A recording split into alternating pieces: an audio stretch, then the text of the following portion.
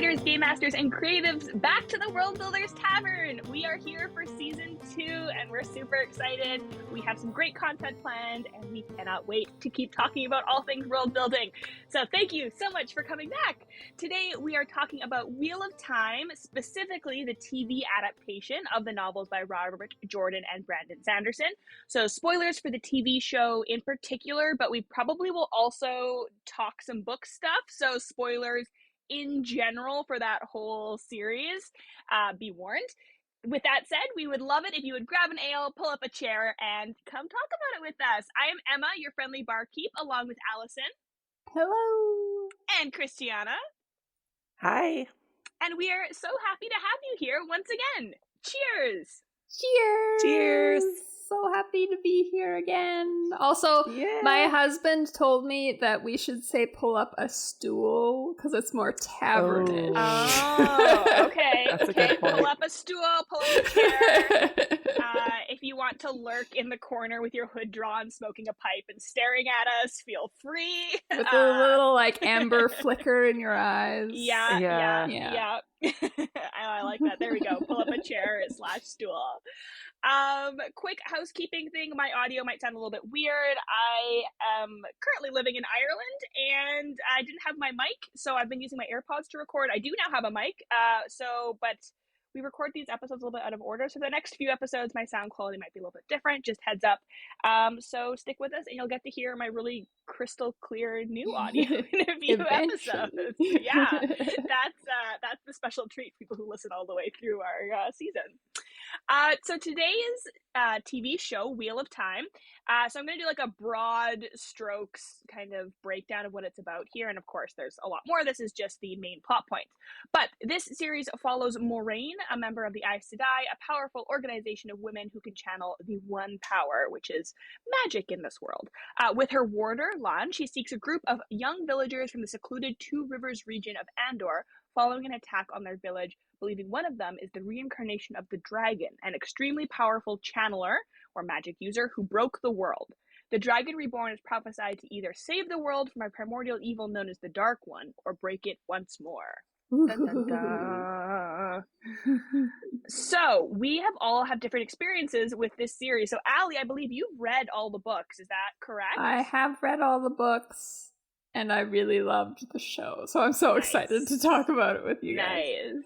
I have not. They've been on my to read. I feel like, as a fantasy reader, you have to read The Wheel of Time, so I feel very remiss that I have not gotten into it. You don't have to. It's a fairly old series at this point. I can't remember. It's like 90s, or is it 80s even? It's not. I don't think it's 80s. I think it's 90s, yeah. But it's 14 books long, isn't it? And they're all hefty tomes. So yes. I don't begrudge anyone who decides not to read them. But now there's a more accessible way to get into them. If you don't have time to read 14, 400-page novels, you can watch the TV show. Yes. I know a lot of people who love the books are mad that the TV show is a little different.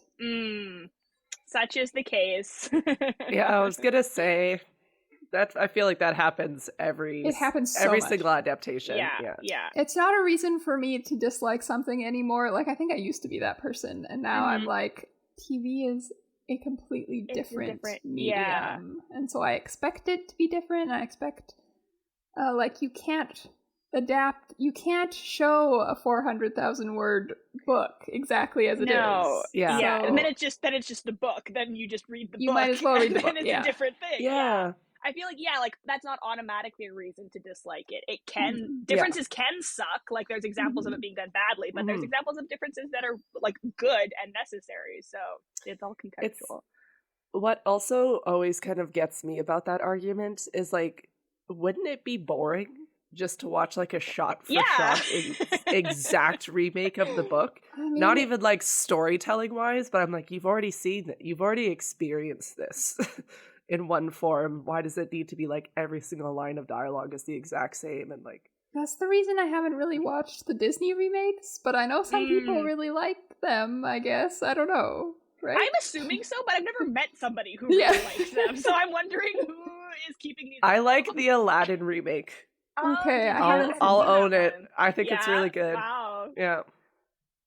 I mean, it's a Disney movie, but I've heard that Disney's remaking them to like because the copyrights are about to the expire IP, and all of them. Yeah, so it's like they don't even care if people like them; they just want to keep owning it, which sounds just like corporate. I totally buy that corporate Disney is doing that. I mean, I think it is kind of fun seeing live action, I guess, in a movie. I don't know, a movie you really adore come to life, but or a new interpretation of Anyway, back to Wheel of Time. Although, you know, we do have our after hours shows on Patreon now, so that's kind of what we talk about as we go off the rails a little bit. So there's like a sneak preview. If you want to subscribe to our Patreon, that's what you get.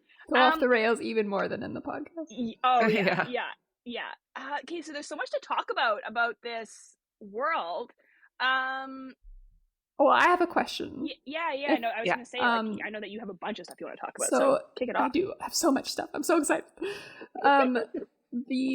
So this is a very, very complex world. Just the magic system alone is complex, and then it's got so many things on top of it. One thing I noticed is, like, often Robert Jordan has two names for the same thing. Like, you know, Aes Sedai, Channelers, the Chosen are also called the Forsaken. Like, just like, it's very realistic that is the case, because we do that in our world too. But and there's just so much. So I watched this show with my husband, and I kept pausing it to like explain stuff to him, not because I needed to, but just because I wanted to. Because I'm like, oh, the show didn't go into this. I have to tell you about this. But I'm curious about how you felt about how it distilled world information and like dripped it through to you, because like, was it too much, or did you ever feel like you didn't understand anything, or were you following along pretty well? I felt lost pretty frequently.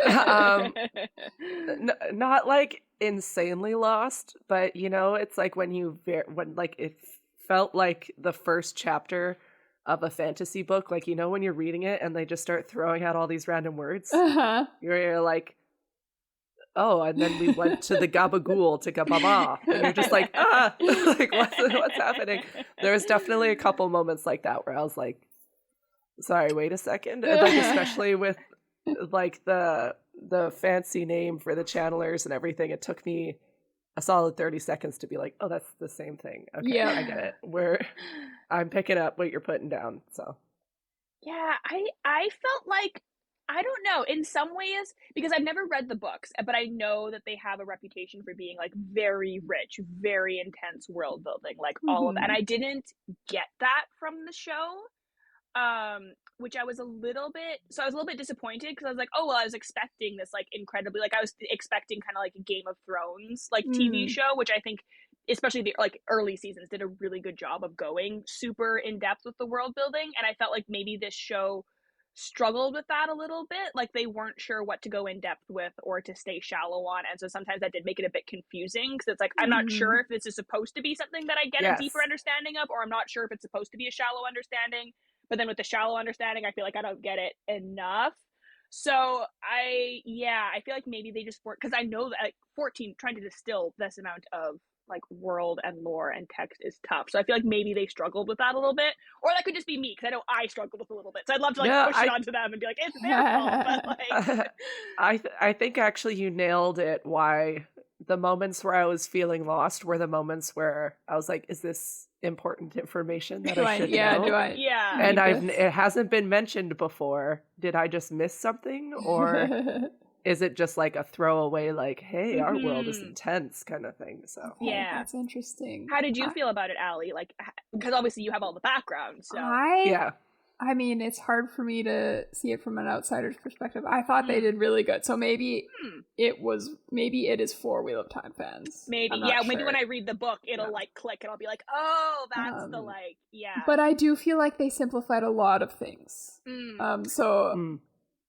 But it's still a lot.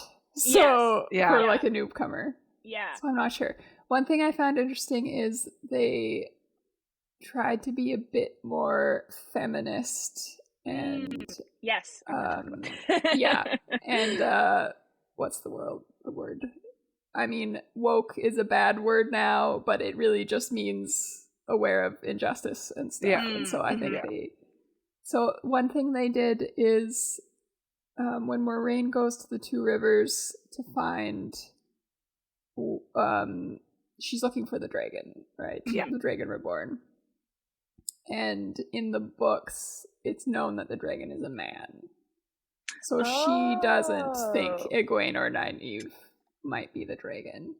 And in this, they're like, oh, any of these 5 people. Oh, that the is dragon interesting. could be a woman. But and I found that interesting because the whole point of the dragon reborn is that he's a man and that his power is like corrupt, and that's why it's so scary, because they don't know if he's gonna choose the dark one or not.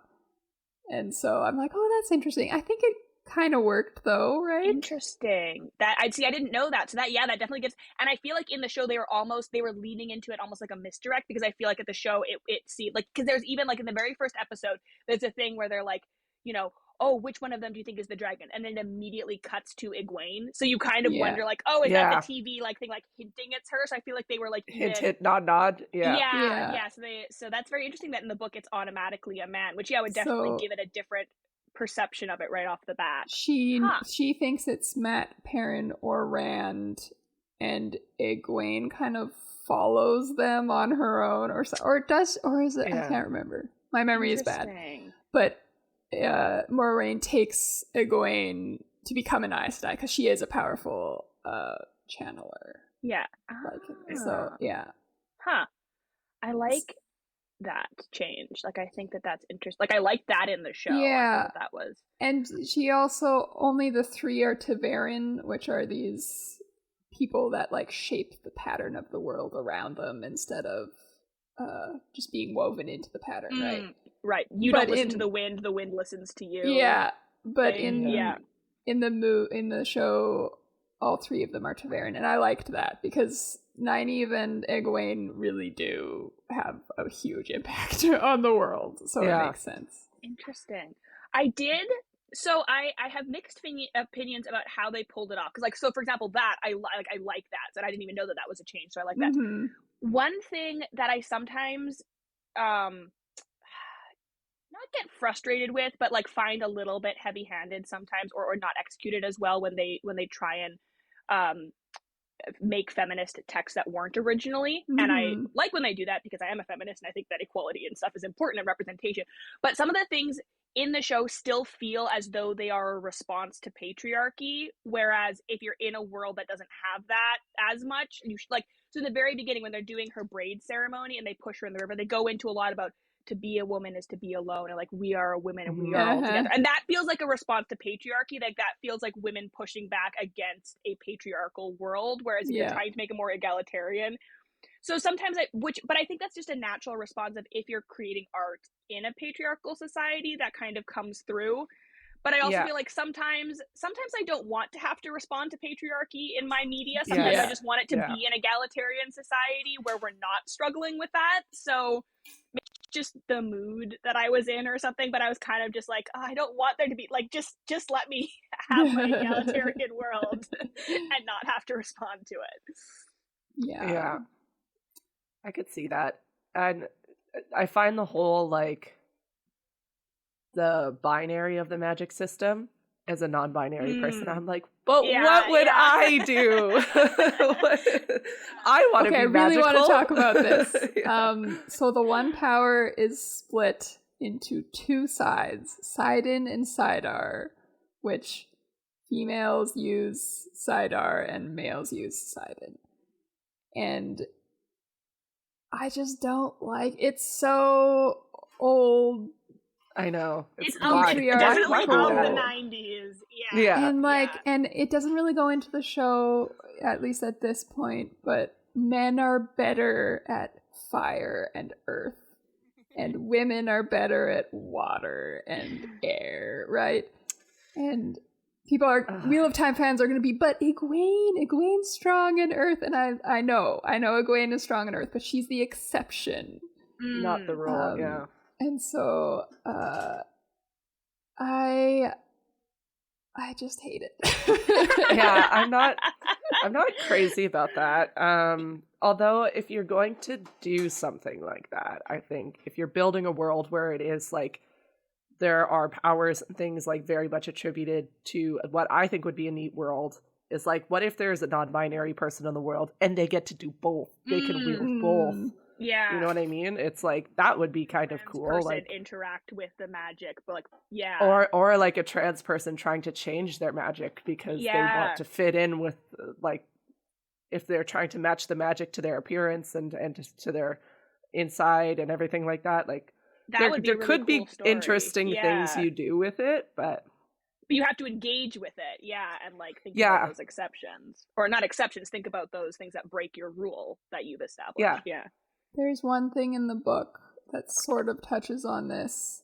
A chosen who's a man dies and gets reborn as a woman, but he still channels the male side of the power. So I thought that was interesting. See, that's kind of neat. But that's really the only thing. And the whole deal with the powers, like women can see their own weaves. Mm-hmm. They can see other people, women channeling, but men can't, and vice versa. So in the second season, Maureen gets a block put on her, but she thinks she's been stilled because it was done by a man and he like tied it off, which is like an old power that doesn't exist anymore. And so I thought that was really neat. That didn't happen in the book, and I really liked that. Okay. But speaking of female-male magic systems, I actually wrote an article on Tor.com comparing Wheel of Time's gendered magic to the gendered magic system in the novel Iron Widow by Zirin J. Zhao. That's on my TBR, yes. It's actually, we're planning on talking about it on the podcast. I'll finally have to read it. Iron Widow also has a gendered magic system. Spoiler warning. Skip like 10 seconds ahead if you don't want to hear a spoiler about Iron Widow. Iron Widow's system is tied into the societal structure, and the magic itself actually doesn't work that way, but people just think it does. And that makes sense to me. Like that's my jam. I love power structures and how people create them, and so having that in a oh my god, now I'm so excited to read that book even more. Really good. So I kind of compared the two and was like, this is better. and I mean, it was written like last year or a couple years ago. So and Wheel of Time was written in 1990 and by a man. So I don't know. It's no offense, men from the 90s, but you know. I mean, we've come some way at least. So that's nice. It's and it is interesting to think about how, because I imagine that like even this in the 90s is probably relatively progressive, like having women being the like better magic wielders, or like the men having the corrupted thing. So like credit where credit is due, but thinking that I was like that was probably would have been a little bit controversial in the 90s, like, oh, and then all the men went crazy. Ooh, I could totally see some guys being like, I wouldn't go crazy. Yeah. The Aes Sedai are kind of in charge, the women. So that was, and also Robert Jordan's women are all very strong. Actually, sometimes to the point of them all being the same personality. They're all stubborn. I've heard that about his, like have tempers. So I would like some differing personality, but that's something. Although I remember getting really annoyed in the book because male characters are constantly thinking, oh, I just don't understand women. They make me so mad. And then the women are doing the same. Oh, I just don't understand the men. They're so annoying, and I'm like, are they really like just Robert Jordan seemed to think they were completely different species or something, That's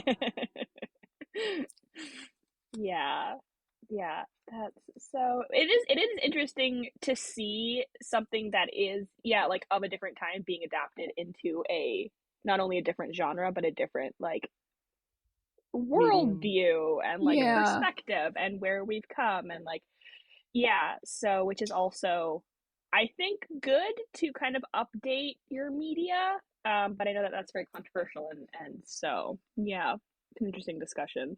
Mm-hmm. And speaking of perspectives, one thing they did in the show was really focus on Moraine. It's almost, like you said in the description, it's almost Moraine's story, which I found really neat because in the book, I don't even remember, I don't think you get a chapter from Moraine's point of view, at least not in the first book. It's all from Rand, Nynaeve, Egwene, Perrin, or Matt. Their perspective. I just have to say, very rare that it happens, but every once in a while I encounter a name in media that is so out of place, it pulls me right out of it. Why is his name Matt? Everyone else has such... It's Matt with one T. They're like, oh, but it's just with one T. So it's special. I don't know. It just, as soon as I heard that, I was like, really? Everyone else has such cool names. And then that's funny. Matt. I didn't even think of that. Yeah. Yeah. It must be short for some longer fantasy name. Yeah, I think it's Matrim. Matrim Cathon. So, dude, that's cool. And that's such a small nitpicky thing. It doesn't actually matter. But it was definitely, I had like a split second where I was like, what? Okay. That's awesome. Anyway, I really like that they focused on Moraine because I didn't get that from the book. And so in the books, you kind of see her as this ambiguous, really cool, keeping everything to herself character. And in the show, she's much more like human and scared. And they added in this relationship with Swan, which I loved. They made them lesbians, which isn't in the book. I don't think there are any female romances in the book. I think it's all male-female. So I really enjoyed that. I thought that was wonderful. Moraine's definitely my favorite character watching it. Like, she's partially just because the actor is so good. Oh, Rosamund Pike is amazing. So good. Yeah. Just like, it's hard to beat. But I did like that kind of like, I don't like it all the time when the person like leading, like the leader of the protagonists of the story is like just completely infallible. It gets like a little boring after a while, but she was like a very full-fledged human. Like she had moments of vulnerability and fear and things like that. And you could even just see it on her face that even when she was confidently saying something, I was like, I feel like you're not actually all that confident, but you're putting on a brave face, you know? And that's so much more realistic and enjoyable. In season 2, she becomes even more human and scared because she thought she lost the power at the end of season 1. And so a lot of season 2 is her dealing with that, and she does not deal with it well. And it was just so human. There are just so many good scenes. And then her with Swan and their relationship falls apart in season 2 because Swan, she decides that they need to control the dragon because what they're doing isn't working. And Moraine's like, no, he needs to go free. And then there's a scene in the latest episode where she forces Moraine to do something by that oath that Moraine swore on the magic rod. And you could just see the look in both of their eyes. They're both just like about to cry. Yeah, they're like, our relationship is never going to be the same again because of what you've just made me do. And they both know it. And I was, it was so good. The acting is so good in this show.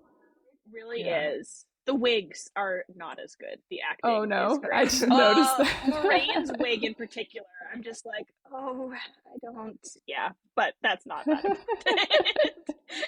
The acting makes up for it. Also, hats off to Madeline Madden, who plays Egwene in season 2. I know Christiana hasn't seen season 2 yet, so I'm spoiling it for you. But that's she gets captured by these people called the Shan-Chan, and they put her in a collar that lets someone else control her power, and just her trying to fight against this, and it's so good. Her acting's so good. Anyway. Yeah. Now I'm excited for season 2. Yeah. I know it's already out, but yeah, I think I liked season 2 better than season 1. Oh, really? Season 1, I will say, like, as someone who hasn't read the books, just going into the show, for the first little bit, it felt just so typically fantasy. Like a generic, It felt, yes, it felt almost generic, which is tough when you're adapting material that came a significant amount of time before. Because it's the blueprint, right? You know what I mean? Like, there's a lot of, it's sometimes tough like that. But about halfway through the season, then I was like, okay, there's actually some really unique and interesting things going on here. Actually, I think it was maybe even just like the first 2 episodes where I'm like, okay, so there's wizards, and then the town gets attacked by a bunch of monsters. What's it's like new? How every D&D campaign starts. Yeah, exactly. So I think the first couple episodes, I was like, okay, yeah, I get it. It's fantasy, and then it started going. I especially felt like Rand is just your generic kind of meh character, and I kind of still think that he's not that interesting. Which is funny because 3 separate women fall in love with him. But do you think that was like someone's self-insert writing? I always find, like, whenever an author is like, and everyone's in love with the main character, I'm like, someone's working out some stuff through a story. It's hard to say if it's the author or if the author is intending you to the reader, the reader self-insert. Yeah, exactly. Yeah, when you have kind of a bland character like that. So I don't know. Yeah, I do like him, which I feel like, I think because he doesn't have, you can tell that he doesn't have a strong sense of self at the beginning of the series. Like, he's very much about like Egwene, and like she's a lot of his personality, and which like he even gets like teased about in the beginning of the series. And so to like, you know, be watching him on that journey, I think is interesting. And he is a teenage boy. So they don't always have a good sense of self. Ages, like, because they got aged up from the books, if I remember correctly, right? Like, are they supposed to be teenagers in the show, or are they like? Because I know Egwene is like 26. The actor for Egwene? No, Egwene herself, because they mentioned that because she got her braid. Oh no, sorry, Nynaeve is 26, so Egwene would be 20 is when they get their braids. Nynaeve is older. Yeah, but I feel like in the book it was like 21, like not that old, and then all the other 4 were like 18ish, I think. Okay, because I remember that there's, in like the first or second episode, Moraine has a conversation with Nynaeve, and she's like, "Oh, you've had that braid for like how long? 5 years? Yeah, so 26."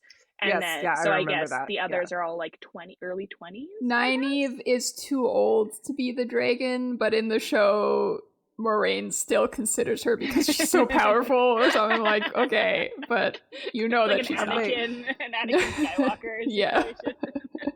Is 25 the cutoff for the dragon?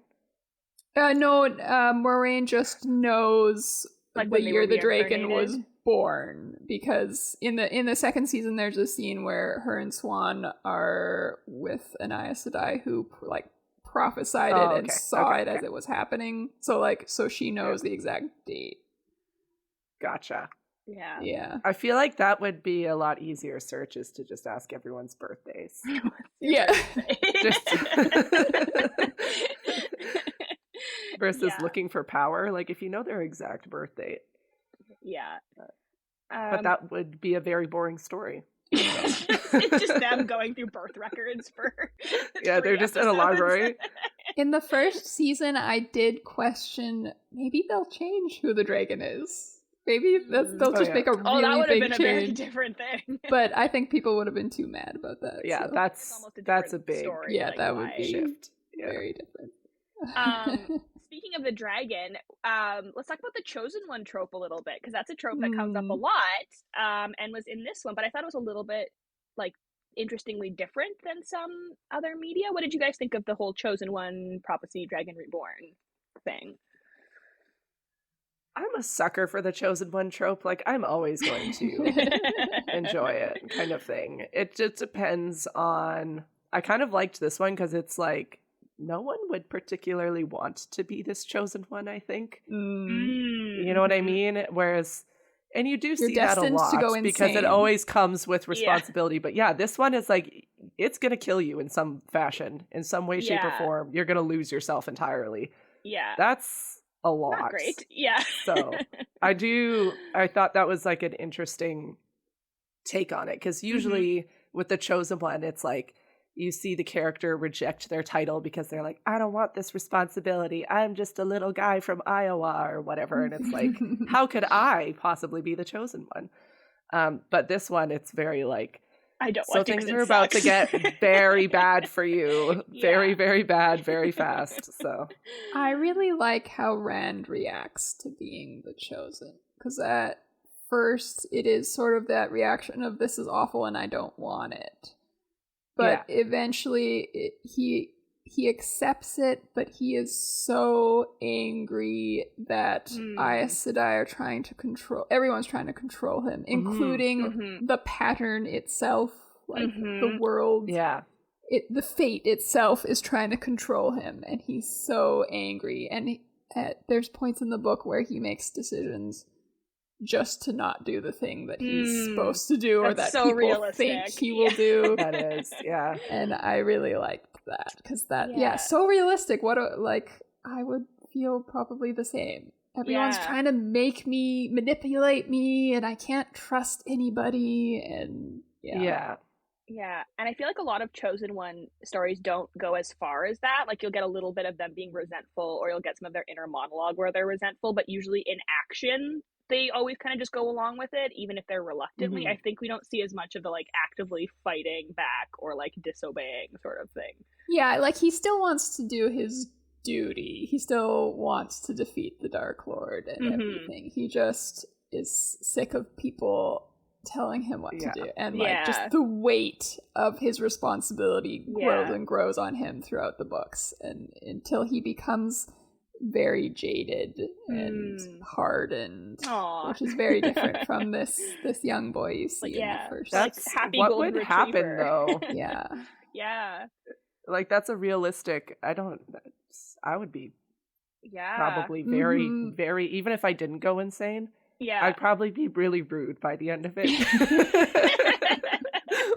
Like, I would probably wouldn't be. I'd be like a very unpleasant person to be around in general, I think.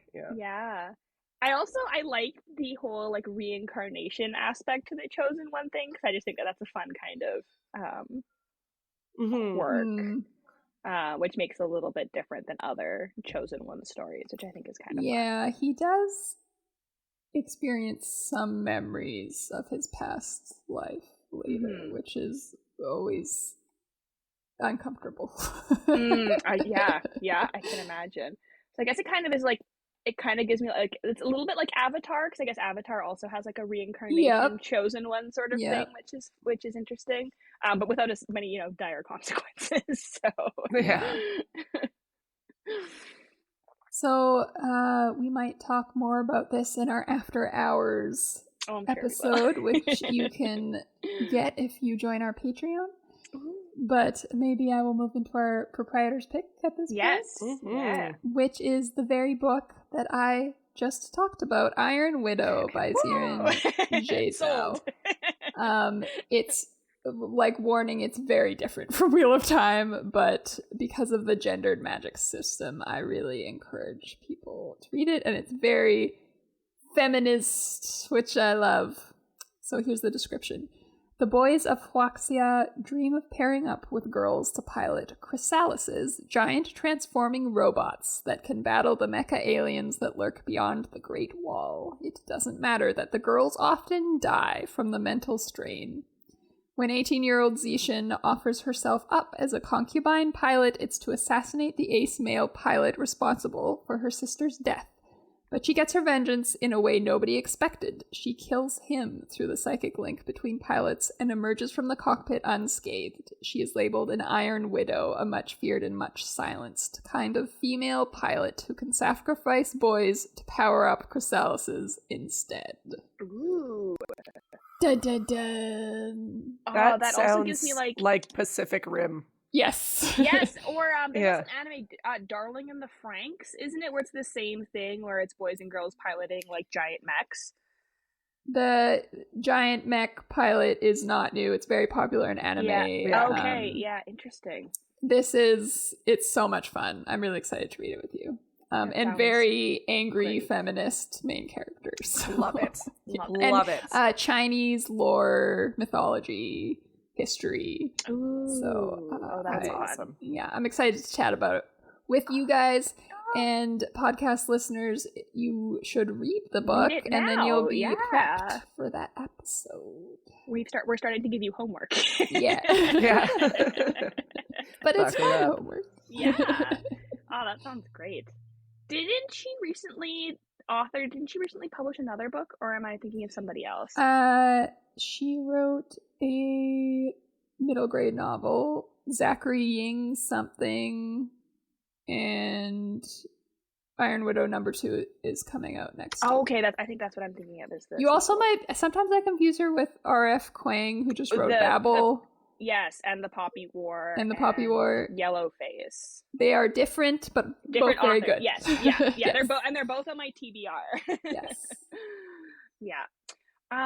Amazing. Well, with that, I think we're headed into last calls. So here is where we're going to give you listeners some things to think about based on the world building in the Wheel of Time. So, Allie, as our resident Wheel of Time expert, what do you think our listeners can learn from this series about world building? Oh my goodness. I don't remember everything that we talked about. Or do you want us to come back to you? Yeah, someone else go. I can do one. So I think we didn't talk about it, but one thing that I think is important when you're world building is to early on in your world,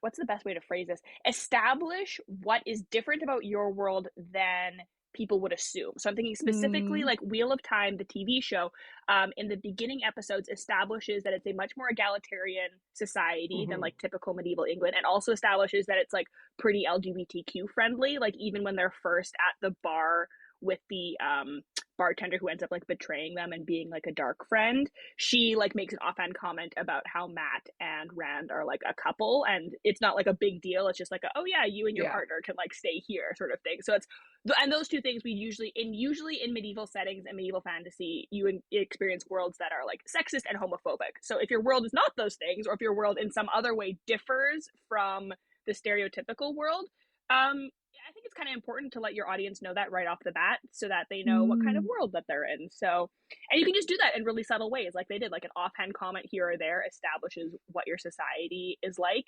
And that way, you don't have your audience going 2 or 3 books assuming one thing and then finding out, oh no, the world actually isn't like that. So, yeah. I think I have similar advice, so I'm going to jump in because it's kind of the opposite. If you're writing or if you're creating a world that is pretty well established fantasy world, you can trust your readers.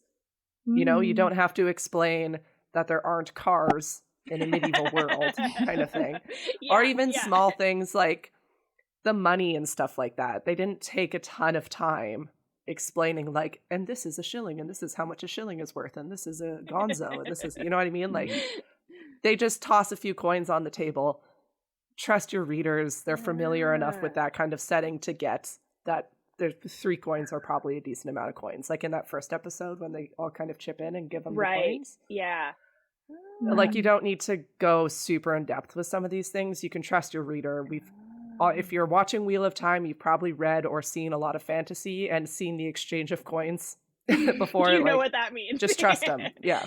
I think if I can like amalgamate our advice, it's kind of like know your tropes, like know the tropes, know the setting for your genre, and then know what to, and then like explain what you have to, and don't explain what you don't have to. What you don't. There you go. Know your tropes, people. Okay. My advice is what your characters believe to be true about the world might not actually be true. Ooh. And I always find that really fun. I love that. Yeah. So for example, if they believe the magic to be gendered, maybe it really isn't. And maybe those beliefs come from somewhere else. Or they believe the power works a certain way. And Wheel of Time does that to some extent. But I think you could think about that even more when you're writing. Because sometimes when we're writing, we come up with this wonderful world and we're like, this is the way it is. And all the characters know that this is how it is. But you could play with that, and you can play with, maybe you as the author know something that your characters don't, and then you get to reveal it later. Yeah, it's really fun. Yeah. Oh, that's fun. Or I mean, maybe you never have to reveal it. Maybe the characters all kind of have slightly different understanding of something, and it's never like there never is an absolute truth as to, oh, this was the correct thing all along. It's like, well, people still have different thoughts about what it was, which is very realistic and makes your world. I was gonna say, yes. Yeah. I mean, with a 14-book series, I'm sure that there's a lot more that we can learn from this. So I'm excited to keep seeing the show and like where they take it and how many seasons it ends up being. And eventually, one of these days, I will get around to actually reading it. I mean, no pressure. I don't. It feels like one of those foundational texts that, like, at some point I have to read. I guess, but I am also like, there are new books coming out, like, by women and people of color and, LGBTQ people that maybe I'd encourage you also read. Oh, yes. Yeah. Read a variety. Of course you will, yes. But with that, I think we are at closing time. Thank you so much for joining us at the tavern. We hope that you're going to stick with us through season 2. We've got some exciting stuff coming. We've already recorded a bunch of episodes, which have been going really well. Including an interview with an author. Yes, we have some guests coming on this season, which we're super excited about. So stay tuned for that. If you just can't get enough of us, you can also find us on Discord. We have a World Builders Tavern writers and World Builders community, which is super exciting. So head on over there. You can follow us on Twitter at WB Tavern Pod, and you can follow us on TikTok and see Christiana's gorgeous face on @World Builders Tavern. And of course, you can join our Patreon, which is www.patreon.com/WorldBuildersTavern for extra after hours episodes where we kind of chat more freely, less formally. We discuss character and plot and don't just stick to world building. And sometimes we just go completely off the rails and talk about cats for 20 minutes. So come join us there for behind the scenes updates. We cannot wait to see you next time, but for now, you gotta get out of here. Bye. Graham. I realized I took Christiana's line. You did. You stole my line. I'm sorry. That's okay. It's allowed. So long, people. See you Bye, next everybody. time.